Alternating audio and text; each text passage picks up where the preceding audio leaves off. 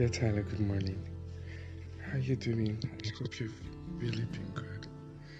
Oh my goodness, I've missed you so much. Let me first start with an apology. Um, I know last week I was meant to, drop a post on the podcast. I traveled on Thursday. It was a pretty hectic trip. I thought that I'd be able to do the shift it till Friday. I got extremely caught up Friday one, and then my charger. I bought a new phone charger. The charger got spoiled. I had to look for another charger. Then there wasn't light. There was terrible network, and then I got in Sunday evening, extremely exhausted. Monday I had to take my brother to the train station. I just had a very busy week. And so I wasn't able to, drop the post like I should have. And so this is me apologizing for that. And to that effect, we're going to get 2 posts, right?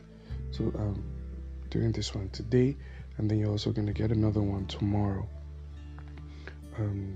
to cover up for the 2 days, for the week rather, that I missed. I sincerely apologize. It's really I think it's in a quite tasking period for me. Been trying to figure out quite a lot of things, but yeah, God's been faithful, and thank you for always, sticking with me.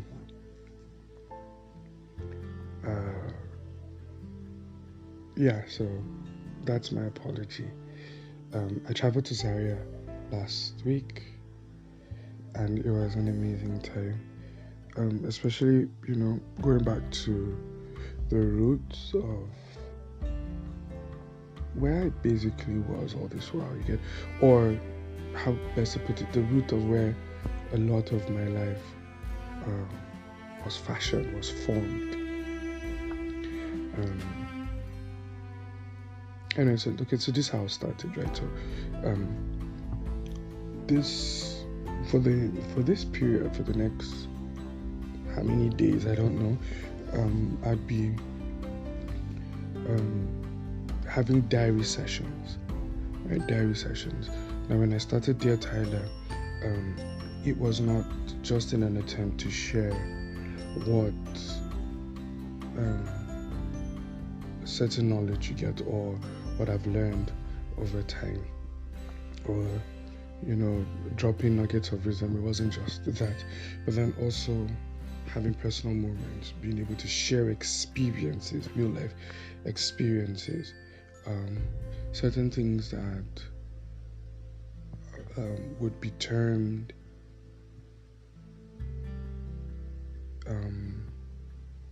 private in a way, very, very personal discussions. And so that's always been a goal for me. And the reason why I decided to share that, or to share this, is I've learned over time that our experiences sometimes help us, or help others, have faith to go through their own. And it's a lot easier to relate with people who have stories, and that they're not afraid to share. It's a lot easier to relate with people like that. So I was like, okay, let's start the diary sessions. I've already been able to, set the foundation, have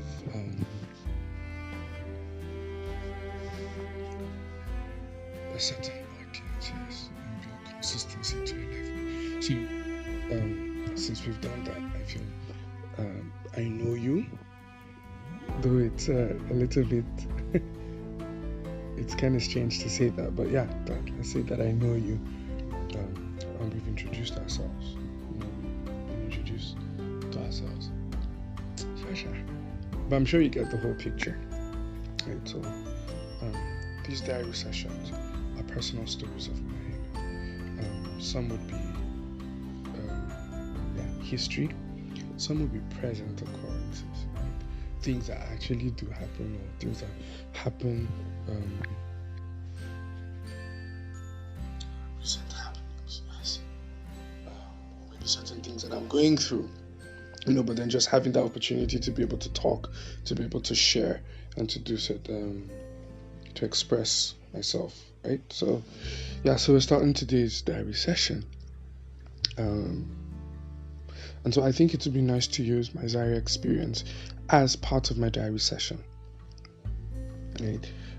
So Zaria was like my birthing place. It was a birthing place for me. It was that's where I found purpose. That's where I got born again. I found purpose. That's where the fullness of like my musical journey really began. I remember I was a student in ABU around 2006. There'll be a day that I'll talk about my academic journey. That'll almost be like a series, probably maybe like a 4-part series. So there are a lot of things I would just breeze by. But I remember I got admission in ABU 2006, so I got into ABU. Really didn't have like a lot of direction per se.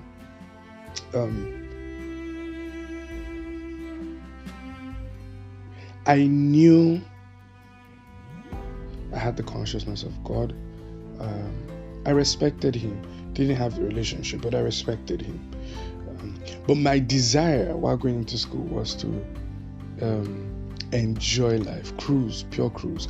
I was thinking of how I would join certain crews, be in the clique of the happening people. I'm a very, very dry person.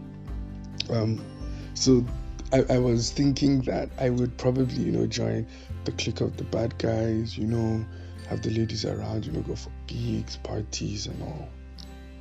But then, God had his own plans. And while I was in Zaria, that's where I got to meet Apostle Joshua Salman and Apostle Joshua Salman. Binga. Apostle Joshua Salman. And a whole lot of other people, Pastor Chin Talk, Pastor Amos Abadiah, Pastor Petrock Sadiq. But I was able to, I got to meet a lot of people, and that's why I really got born again.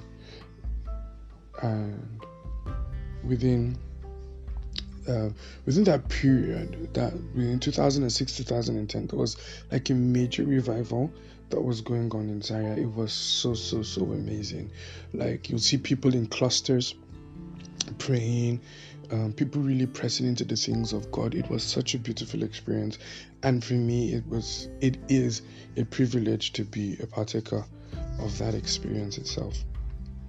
So going back to Zaria, it brought back a whole lot of memories for me. Usually when I do visit Zaria, I try to go back to the landmarks, to places where certain life-changing events happened. I usually go to the ENI ground then.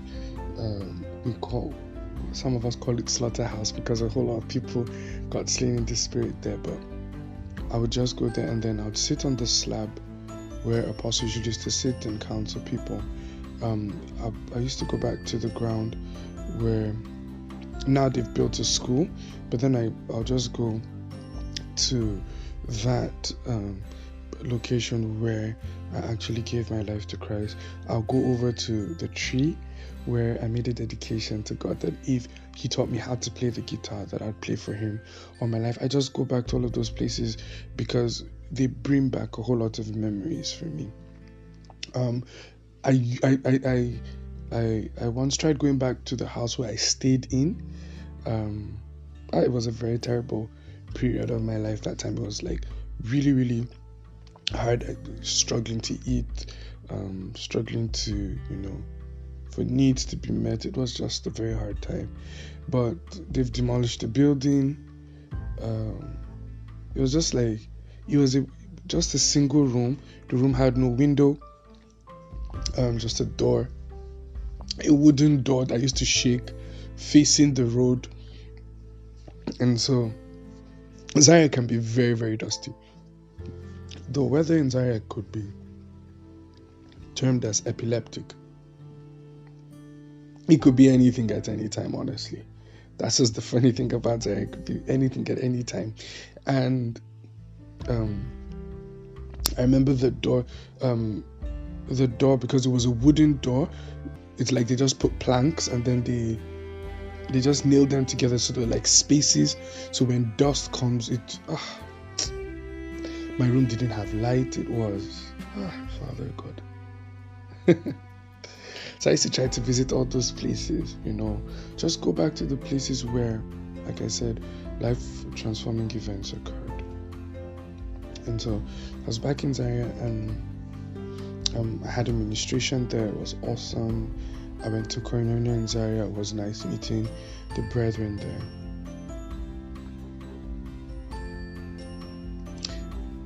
And then I also visited one of the fellowships that I was an alumni of, Redeemed Christian Fellowship, RCF, in Abu Zaria, and I shared a song with them about God's faithfulness. There was a period while I was in ABU that I survived on sugar for 2 weeks. Like, I was squatting with people. I made some very, very terrible decisions in school, very, very wrong decisions, very ill-informed ones. Like I said, I'll talk about it later, but I was squatting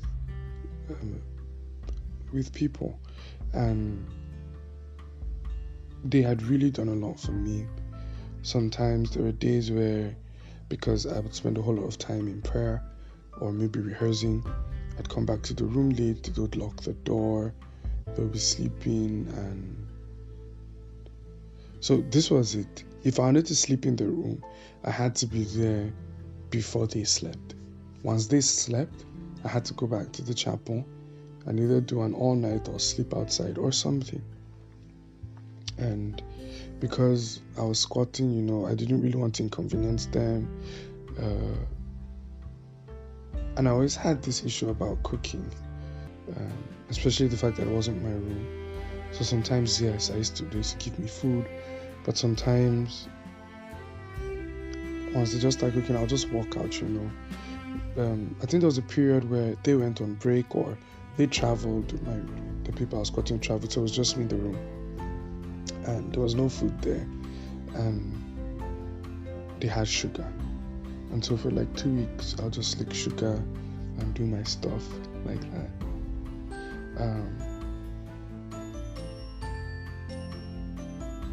I remember having to sleep in chapel, I think, for like 3 nights or so because I didn't have a place to stay. I remember I was in class one time, and then while in class, that's when I heard they sent me a note that they've tossed out all my property from the room because I couldn't pay for a room.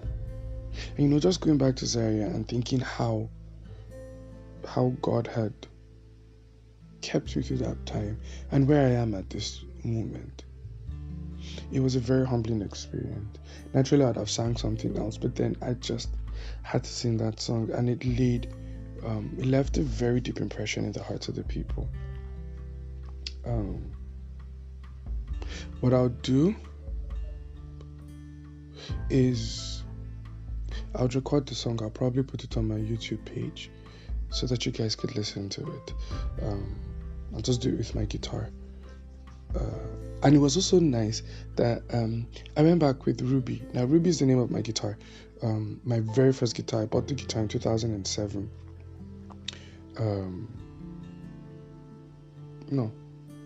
2008. Sorry, I got it 2008. I got born again 2007. I bought the guitar 2008. Yes.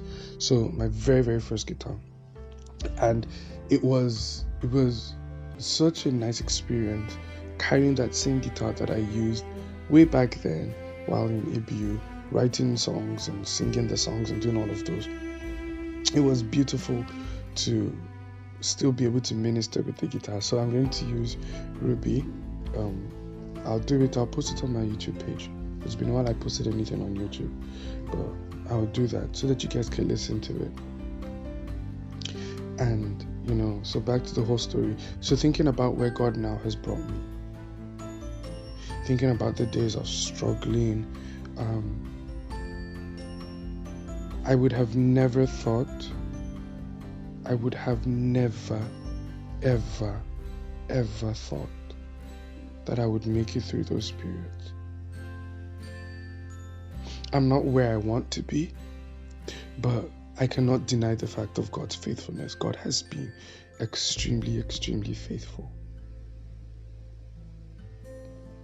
I know that I have my struggles, I know that I have my issues and challenges, but boy,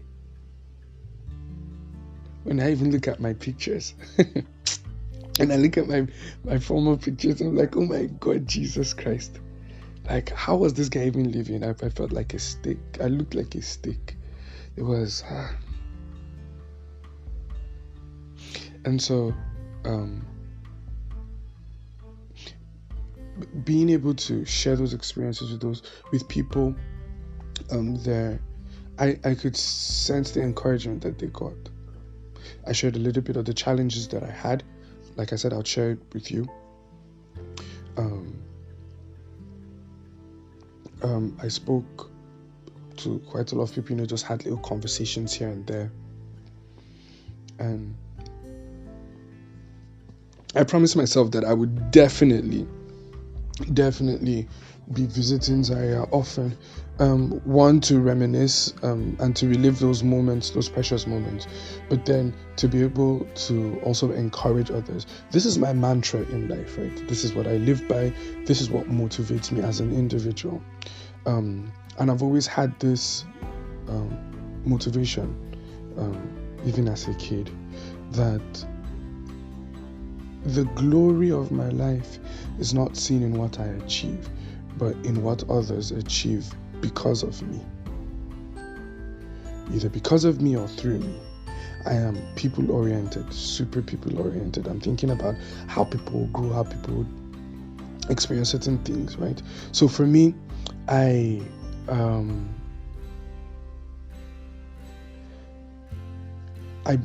really, really want to keep that heritage.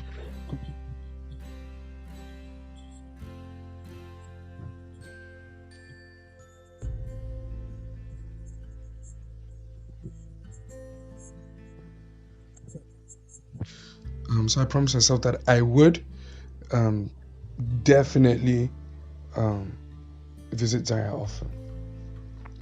And the joy of just seeing people being encouraged, being built, being motivated, right? Being inspired, made all those seemingly bitter experiences worthwhile. It really made it worthwhile. It made it like it was worth going through all of that pain, was worth going through all of that struggle, right? It was actually worth it. So this is just the first diary session. I think the lesson from it is just, enjoy the experiences that you go through, right? They won't last forever, and they become the narrative for your stories, the narrative for your future platforms. They become the essence to why people would believe you. They form up, the building blocks of inspiration for another generation. So enjoy those moments, and then again, try to revisit landmarks, places where certain things happened. They could be triggers again for inspiration for you. Do you understand? It just helps to always recall, to go back and revisit certain things. So yeah, this is the first diary session. Trust me, there are a whole lot of stories, and I may not be as graphic as I should, but I would be as open as I can. My school stories, some family stories, love stories, the different escapades, a whole lot of things. But then that's what I'll be doing during this diary session. So enjoy this. I hope you enjoyed this, and anticipate another one tomorrow. I'll do that tomorrow. So yeah, please remember to subscribe to follow Facebook and follow on Instagram, Dear Tyler, and then also do well to share the podcast, right? So I love you guys, and I'm always rooting for you. Thank you. Bye.